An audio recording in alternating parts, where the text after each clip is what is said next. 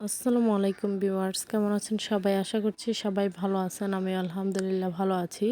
তো নতুন আরেকটি ব্লগ নিয়ে আপনাদের মাঝে চলে আসলাম। আর এই তো সকাল থেকে ব্লগ শুরু করে দিয়েছি। আর আমার ব্লগগুলো হচ্ছে সকাল থেকেই শুরু হয়।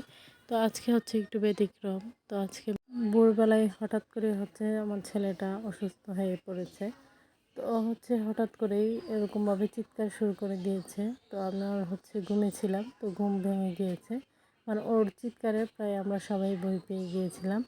তো জানি না বাচ্চাটা কি দেখেছে আর কেন এত চিৎকার করলো, আর বাচ্চা মানুষ ভয় খুবই পেয়েছে। তো যাই হোক, এরপর থেকে হচ্ছে ও খাবার দাবার কোনো কিছুই খাইতেছে না। তো সব কিছু মিলিয়ে এরকম একটা অবস্থা আর কি।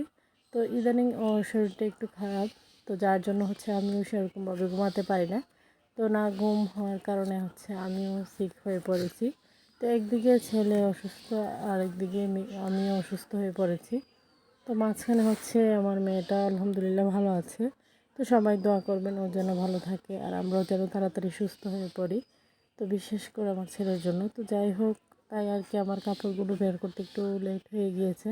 তো রাতে কিছু ধুয়ে রেখেছিলাম, সেগুলো প্রথমে নেড়ে দিতেছিলাম। তো আমি হচ্ছে যেই জায়গাটায় দাঁড়িয়ে আছি, তো সেইখানে হচ্ছে অনেক পিঁপড়া ছিল, যার জন্য আমি বারবারই হচ্ছে পাগুলো নাড়তেছিলাম।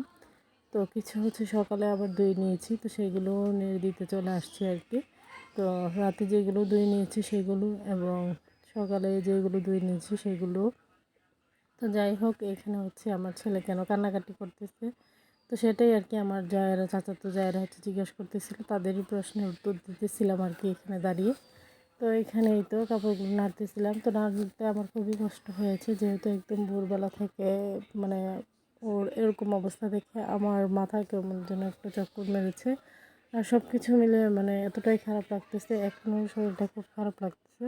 তো যার জন্য হচ্ছে আর কি আমি কাপড়গুলো নাড়তে আমার খুব কষ্ট হইতেছিল, তারপরে কিছু করার নাই। তো সংসার জীবনে এরকমই, যতই কষ্ট হোক নিজের কাজ নিজের করতেই হবে। তো মেয়েরা যতদিন বাবার বাড়িতে থাকে ততদিনই শান্তি, পরের বাড়িতে চলে গেলে আর সেই সুখটা আর নেই, থাকে না। তো যাই হোক, বাবার বাড়িতে হলে হয়তো মা মা এই কাজগুলো করে নিত। তো যেহেতু এখন শ্বশুর বাড়িতে আছি, নিজেরটা নিজের করে নিতেই হবে, কিছুই করার নেই।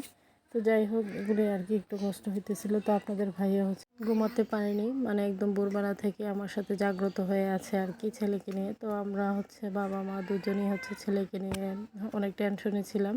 মানে হঠাৎ করে ওর কী হয়ে গেল, যাই হোক অনেকটাই ভয় পেয়েছে বাচ্চাটা। মানে ঘুমের মধ্যেও হচ্ছে চিৎকার করে উঠেছে আর কি। তো এই তো এদিকে হচ্ছে ওর ঠান্ডা জ্বর এই সমস্যাগুলো আছে। তো যাই হোক, দুপুরে রান্নাবান্না আর কি। তো এখানে হচ্ছে ডাল গরম করে নেওয়া হচ্ছে, আর এই তো এই বিলম্ব গাছ থেকে বিলম্ব পেড়ে নেওয়া হয়েছে আজকে। হচ্ছে যা যা বিলম্ব ছিল হচ্ছে গাছের মধ্যে, তো প্রত্যেকগুলোই হচ্ছে পেড়ে নেওয়া হয়েছে আর কি।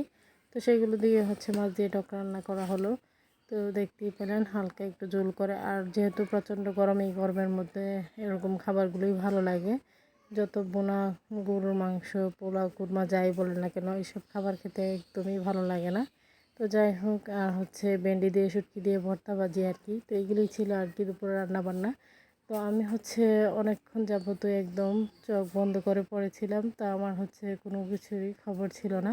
তো আমার যা হচ্ছে এগুলো আর কি করে নিয়েছে। তো যাই হোক, এদিকে আমার মেয়েকে নিয়ে হচ্ছে বিকেলবেলা আর কি। তো হচ্ছে মানে আমি খাবারও খেতে খেতেও খুব দেরি হয়ে গিয়েছে, মানে ছেলে তো কোনো কিছুই মুখে নিতে চায় না, ওকে খাবার খাওয়ানো থেকে শুরু করে। তো সব কিছু মিলিয়ে আর কি অনেক লেট হয়ে গিয়েছে। তো মেয়ে হচ্ছে ঘুমিয়েছিল, তো না খেয়ে ঘুমিয়ে পড়েছিল। তো এখন হচ্ছে ঘুম থেকে উঠে দেখতে পেরেছে মজা নিয়ে আসছে লোকেরা, যে মানে ভার করে যে নিয়ে আসে, তো সেই মজাগুলো নিবে। তো আমি হচ্ছে পাশের বাড়ির এক মেয়েকে পাঠিয়ে দিলাম এটা এনে দেওয়ার জন্য। তো সে হচ্ছে এটা আমার মেয়েকে এনে দিয়ে গেল আর কি। তো এটা ছিল হচ্ছে হাওয়াই মিঠাই। তো সবার কাছে আমার ছোট্ট একটি রিকোয়েস্ট, এতক্ষণ ধৈর্য সহকারে যারা আমার ভিডিওর সাথে আছেন কেউ স্কিপ করবেন না, পুরো ভিডিওটি দেখে নেবেন। ভিডিও দেখে যদি তার কোনো অংশ যদি ভালো লেগে থাকে, লাইক কমেন্ট শেয়ার করে দিবেন, আমার ছোট্ট চ্যানেলটিকে সাবস্ক্রাইব করে বেল আইকনটি বাজিয়ে দিবেন। তো সে তো আমার মিঠাইটা পেয়ে খুব খুশি। তো বাচ্চাদের একটু জিনিস পেলে ওরা খুব খুশি হয়ে যায়। তো যাই হোক, এরপর হচ্ছে ও একটা চিপস নিয়েছে। তো চিপসটা হচ্ছে আমাদেরকে খুলে দিতেছিল আর কি আমরা খাওয়ার জন্য। তো এমনি তো মেয়ে হচ্ছে যে কোনো খাবার খাবে, সে একা খেতে পারবে না, মানে সবাইকে দিয়ে খাবে আর কি। তো এটা ওর কাছে ভালো লাগে, আমাদের কাছেও দেখতে ভালো লাগে। তো মাশাল্লাহ। আর এমনিতেও চিপসটা অনেক জাল, আর ও মোটেও জাল খেতে পারে না। তো একটু মুখে দিয়ে দেখতেছিল যে কীরকম, তারপর আর কি রেখে দিয়েছে। মানে ও জাল একদমই খেতে পারে না।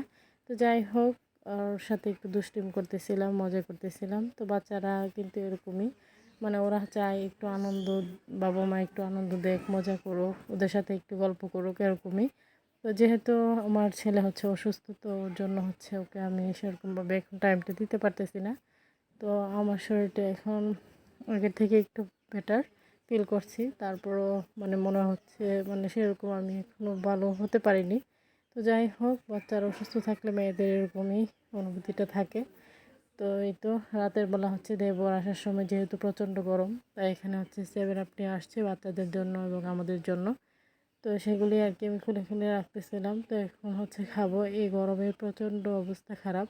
একদিকে হচ্ছে প্রেশার লো, আরেকদিকে হচ্ছে মানে গরম থেকে হচ্ছে মাথা, মানে পুরো মাথা যেন চক্কর মারছে, এরকম একটা অবস্থা আর কি।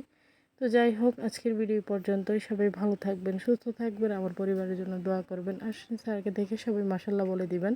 সামনে নতুন কোনো ভিডিও নিয়ে আবার চলে আসবো আপনাদের মাঝে। এই পর্যন্ত আল্লাহ হাফেজ।